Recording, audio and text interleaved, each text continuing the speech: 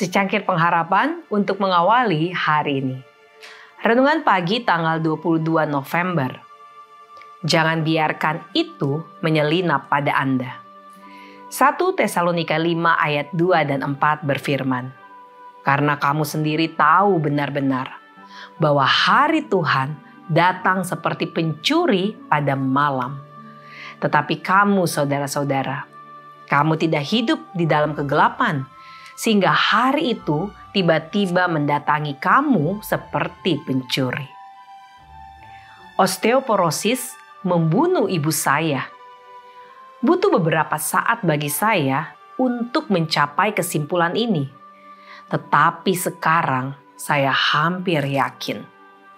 Pukulan terakhir pada tubuhnya terjadi akibat tabrakan langsung yang mengerikan.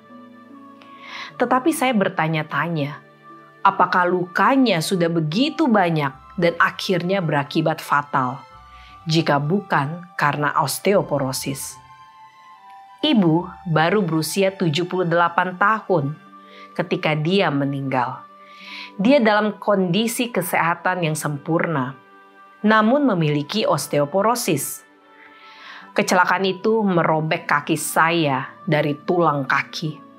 Tetapi sabuk pengaman menyelamatkan saya dari menghantam kemudi. Namun, sabuk pengaman tidak menyelamatkan ibu saya. Sebaliknya, hal itu mungkin telah membunuhnya dengan menghancurkan begitu banyak tulangnya dan menyebabkan begitu banyak luka dalam. Saya yakin beberapa tulang rusuk saya retak dalam kecelakaan yang sama. Tulang rusuk ibu saya hancur, menyebabkan gangguan pernafasan, luka dalam, dan septikemia. Ibu selalu sehat, tetapi osteoporosis menyerangnya. Kami mulai memperhatikan ketika dia berusia sekitar 65 tahun, punggungnya lebih bungkuk, dan dia mengeluh meskipun matanya masih biru. Tingginya sudah bukan 5,2 kaki. Dia mulai pengobatan untuk mencegah pengeroposan tulang lebih lanjut. Dia berjalan di treadmill setiap hari selama 30 menit karena aktivitas fisik dan menahan beban menguatkan tulang. Dia mendapat setidaknya 15 menit sinar matahari setiap hari untuk vitamin D, untuk membangun tulang yang kuat. Dia pun setia memakan semua produk susu yang diresepkan dokternya agar tubuhnya mendapatkan jumlah kalsium yang dibutuhkan. Dia tidak menyangka bahwa terlalu banyak protein sebenarnya bisa menyebabkan hilangnya kalsium, bukan menambah.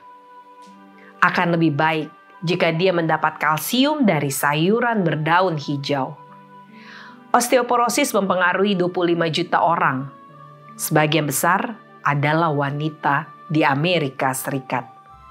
Namun, sebagian besar dokter tidak melakukan screening terhadap penyakit ini.